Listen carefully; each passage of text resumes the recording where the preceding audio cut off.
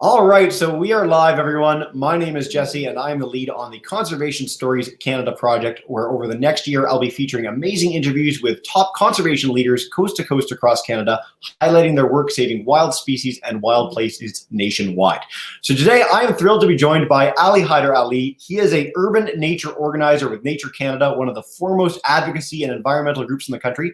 And I want to start, Aly, by saying, what is an urban nature organizer? What do you do? What does that entail? For sure. So what I do, urban nature organizer. So organizer, I work with nature groups and nature organizations, environmental organizations across the country.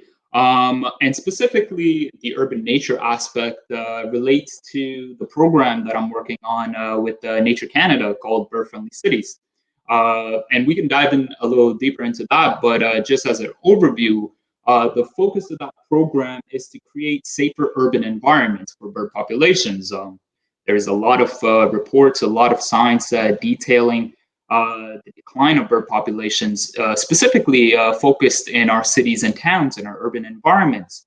So my role then becomes to work with these partners that we have, nature groups, environmental groups, and develop strategies to implement bird-friendly actions in their cities that can advance conditions or create safer conditions for birds in urban environments. So that's where the urban nature comes in.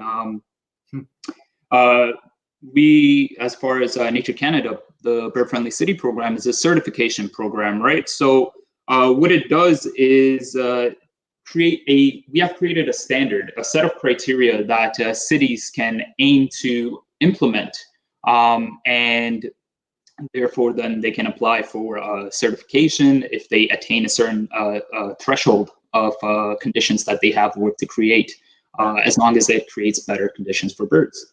Awesome. So there's so many follow-ups from that. So let's start with, what are some of the threats facing birds? If I'm a bird and I'm flying through a city, what are some of the things that can take me out that I have to worry about that you're specifically working on? For sure. And I'm glad you brought that question, because there are many, many threats, right? And a lot of them, and if not all of them, have to do with humans and our actions. They're human-related threats. One of the major threats that bird populations face, and not only in urban environments, but really focused in there, are cats, predation from cats, outdoor cats.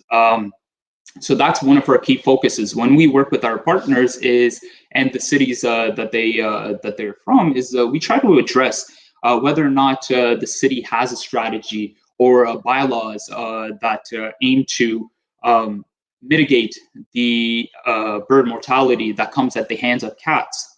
There's a lot of different ways cities can do that individuals can do that.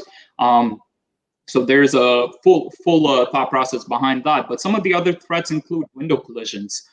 Birds are not able to view or see glass. So sometimes as they're flying through a city, they might be running straight into it and end up dying or severely injured that may impede their ability to survive. You also have other threats talking about the degradation of habitat.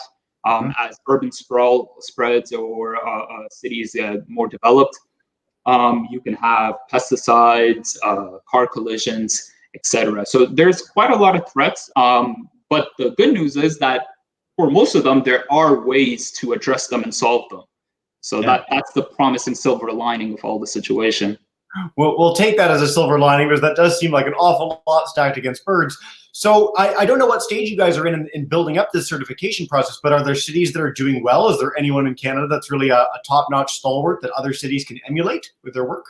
So there are cities that have a long history of bird conservation. You think about cities like Toronto or Vancouver, they have made amazing ground in addressing some of the crises that birds face within their municipality. So those two often come up as being the leaders when it comes to bird conservation, but there are many other cities that are already underway that have started the work to create safer habitat for bird populations. As far as the certification program goes, or the standard goes, we have that developed. We are currently in communication with partners in about 16 or 17 cities in Canada that are aiming to work on becoming a bird-friendly city. Now, of course, a lot of it depends on how much has been already done and how much is going to be done in the near future. So all of these cities are often on their own trajectories. So not many, some cities might just be starting off, while others are already, established as being one of the leaders for bird conservation. Right. Yeah, but this all, is built around the actions of individuals and individual organizations that you work with across Canada. So as Nature Canada, you get to work with NGOs, governments, cities, like municipality groups and individuals to help sort of coalesce and bring this all together and make it, make concrete good happen. Because it sounds like that, individual decisions in this case really do matter. People can choose to keep their cats inside. There can be bylaws to make sure that that happens. People can put things in their windows to make sure that birds see them as an object and not something that they can fly through. So your role gives you the chance to collaborate with all these groups. Like that's the essence of it? Correct, yes. So for any city that's working on trying to become a bird-friendly city, we do develop a sort of a working group or a coalition. We call them a bird team. And in that bird team, you have the nature groups or the birding groups, representatives from the city as far as city staff or municipal representatives. Of course, you have many businesses as well that can also participate. And then the individuals, the public. So it is a really good opportunity to have such a collaborative effort to address the many threats that bird populations and nature to a larger extent face in our cities.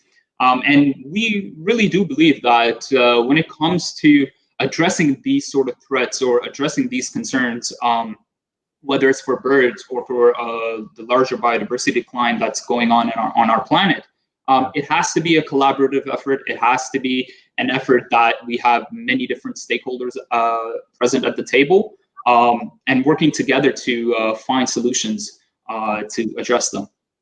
It's been so nice seeing that being a pervasive message that sort of links together all the programs that I've featured so far, all the interviews. Everyone talks about the importance of community conservation, getting that buy-in, getting that interest, because if communities are interested, they'll naturally want to protect what they can see and what they can love.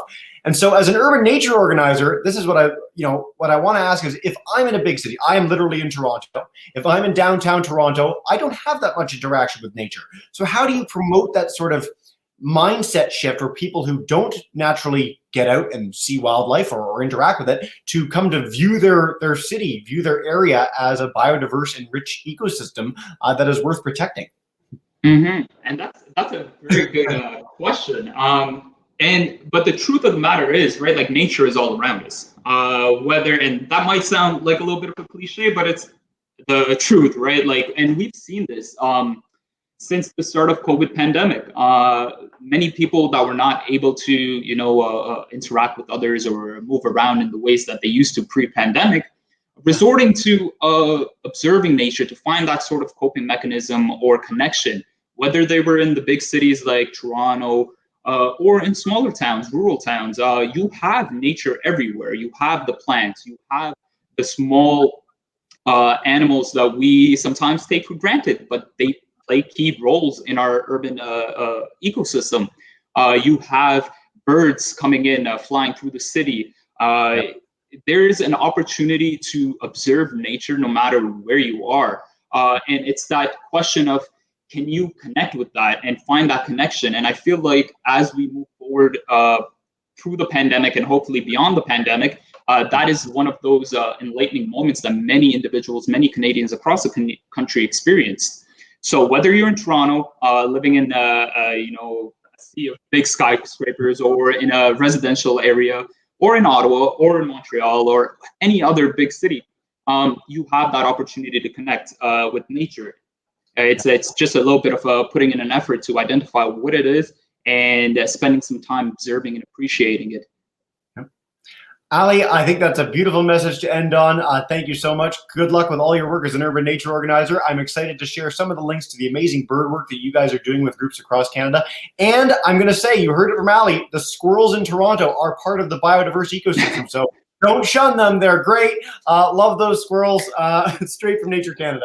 Thank you. Oh, go ahead. No, I was just going to say, they play an important role in seed dispersal. So very, very, very important part of the ecosystem.